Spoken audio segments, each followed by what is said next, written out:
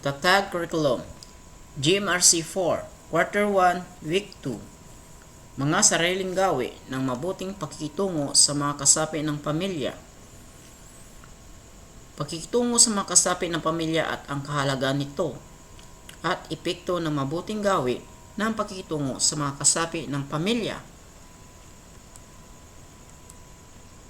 Mga kasanayan at layuning pampagkatuto.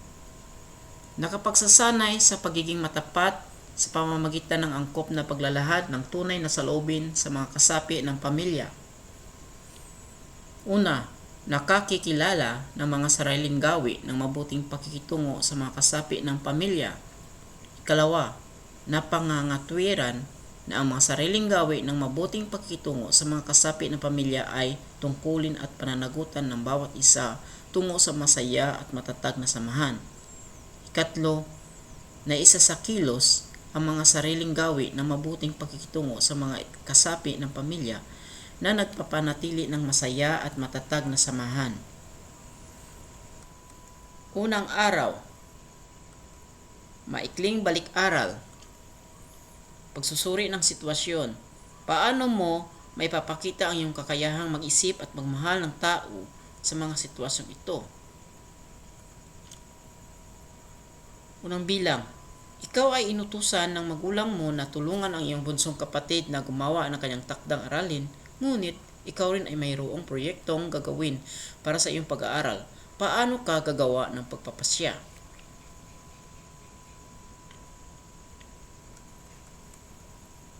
Ikalawang bilang, ang iyong kamag-aral ay umiiyak. Kinausap mo siya at sinabi niya na baka siya ay tumigil na sa pag-aral dahil wala nang tutulong sa kanya. Paano mo uunawain ang kanyang damdamin? Paglinang sa kahalagahan sa pagkatuto sa aralin. Suri larawan. Suriin ang larawan sa unang hanay at sagutin ang tanong. Ano-ano ang napapansin mo sa mga larawan? Magbigay ng 2 hanggang 3 pangungusap. Isulat ang iyong sagot sa ikalawang hanay.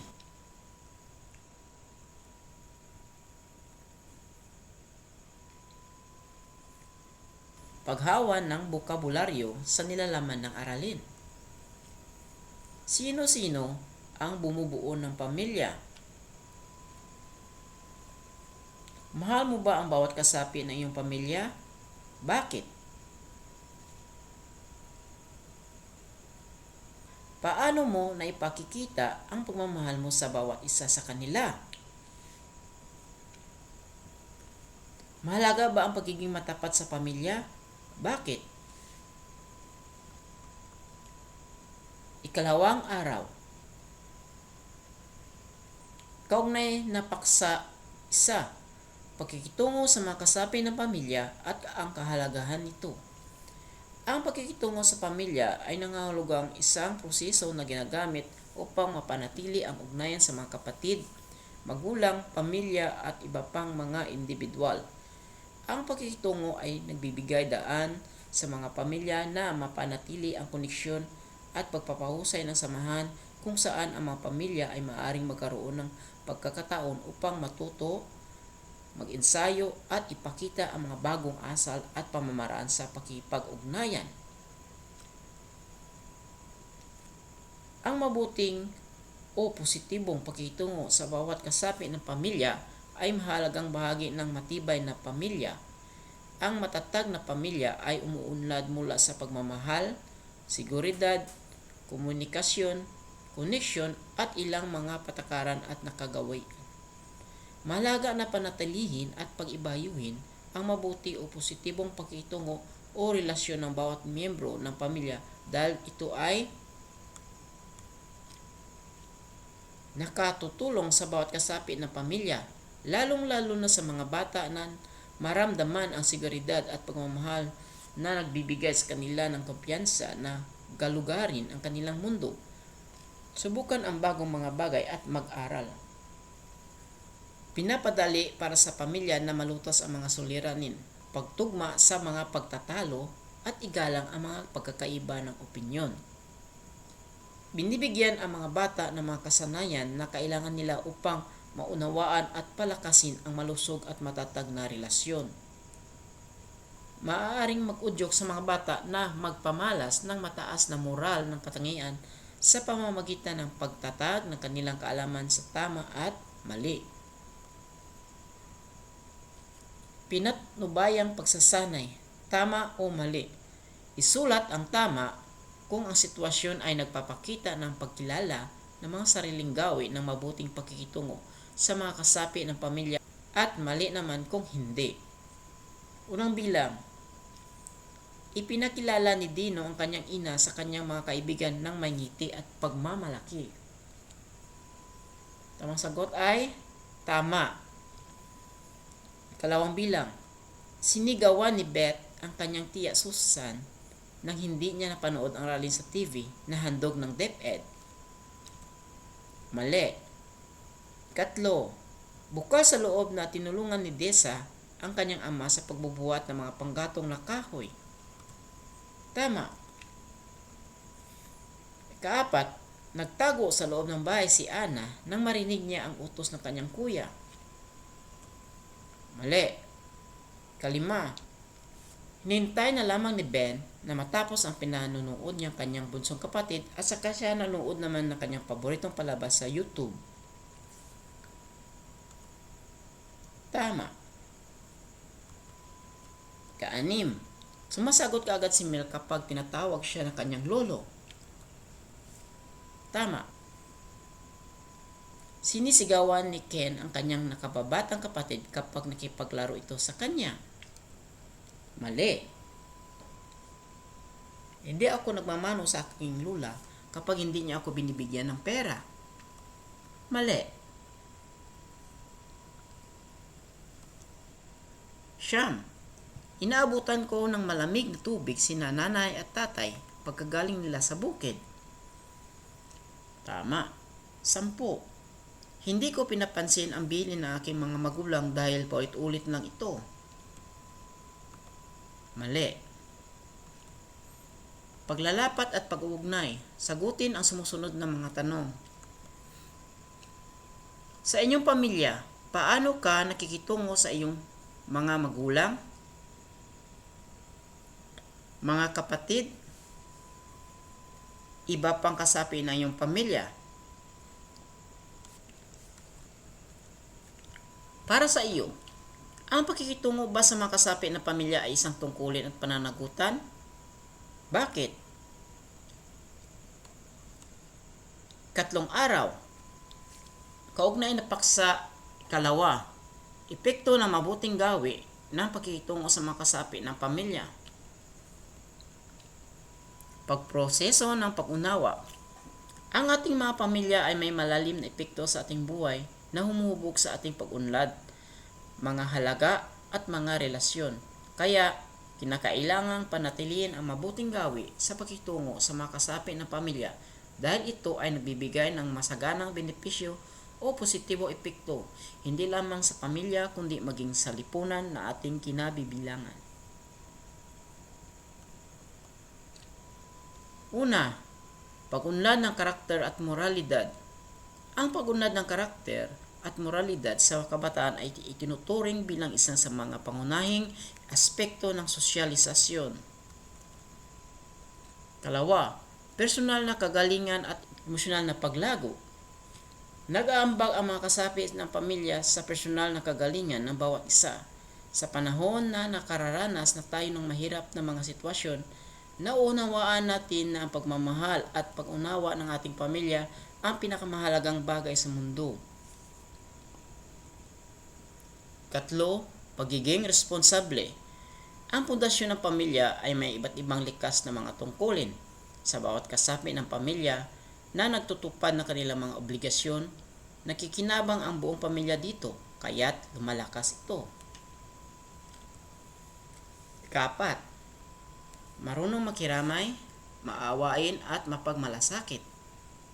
Isa sa pinakamahirap na bagay na sinusubukang maipamalas ng mga tao sa kanilang buhay ay ang damdamin ng emosyonal na pag-unawa para sa iba. Ang pamilya ay nagbibigay ng mahusay na kapaligiran para sa pagpaunlad ng napakahalagang katangiang personal na damdamin ng emosyonal na pagdamay at pagmamalasakit. Sa pangkalatan, ang epekto ng mabuting gawi sa pakikitungo sa mga kasapi na pamilya ay nagpapalakas sa emosyonal at intelekwal na pag-unlad, tumutulong sa paglago ng ugali at psikolohikal na pag-unlad, nakakatulong sa madaling paglutas at paglalampasan ng mga tunggalian, at nakatutulong sa pagpalakas ng pakiramdam ng responsibilidad. Pinatnubayang pagsasanay. Angkop na sitwasyon. Piliin ang siyam na sitwasyon na nagpapakita ng mga pangatwiran na ang mga sariling gawi ng mabuting pakikitungo sa makasapi na pamilya ay tungkulin at pananagutan ng bawat isa tungo sa masaya at matatag na samahan. Markahan ng check ang mga napiling sagot at X naman kung hindi. Una, ang pagkakaroon ng masaya at matatag na samahan sa loob ng pamilya ay indikasyon ng pagkaroon ng respeto at pagpapahalaga sa kanilang mga damdamin. Check. Ikalawa, hindi dapat kilalanin at intindihin ang mga pagkakaiba-iba ng bawat isa sa pamilya. X. Katlo, maglaan ng oras upang magbigay pansin sa mga pangailangan at kagustuhan ng bawat isa. Ito ay nagpapakita ng pag-aalala at pagmamalasakit. Check. Tanggapin ang bawat isa sa kabila ng kanilang mga kahinaan at imperfeksyon. Ang pagtanggap ay nagpapalakas ng ugnayan sa pagitan ng mga miyembro ng pamilya. Check.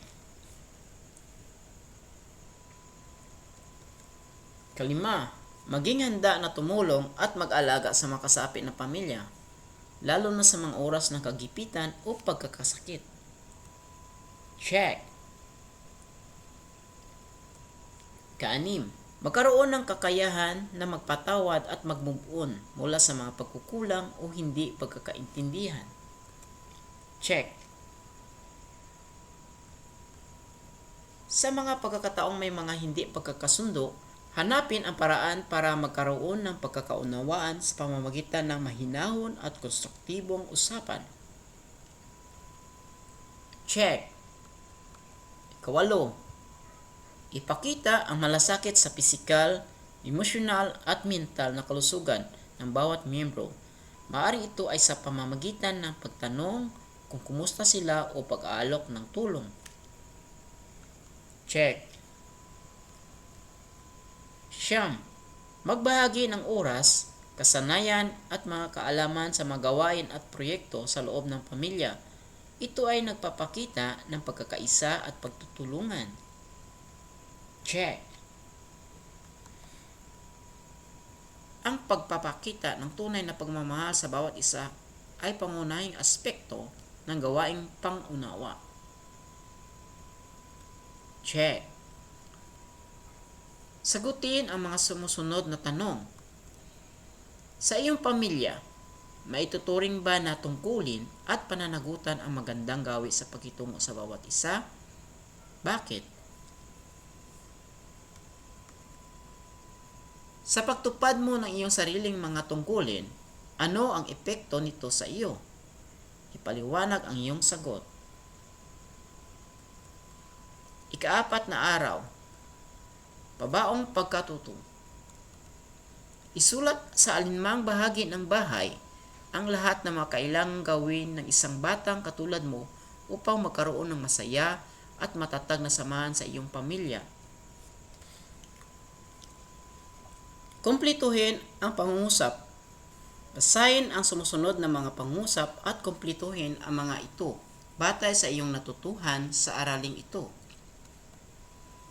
Una, ang pagiging matapat sa paggawa o pagtupad ng mabuting gawi sa pakitungo sa bawat kasapi ng aking pamilya ay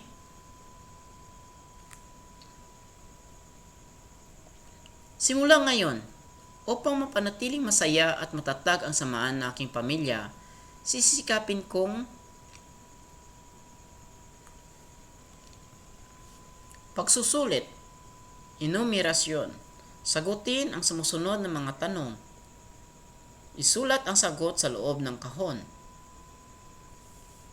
Unang bilang hanggang ikatlong bilang.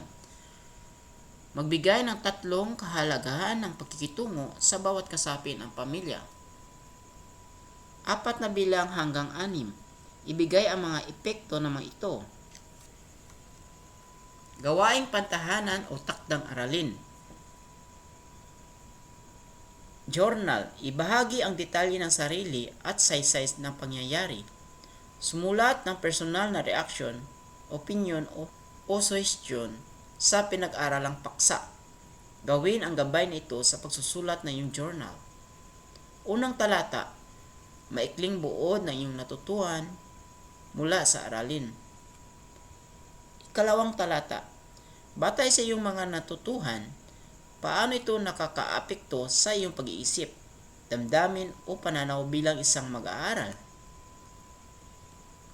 At diyan natatapos ang ating aralin. Maraming salamat po sa pagkikinig.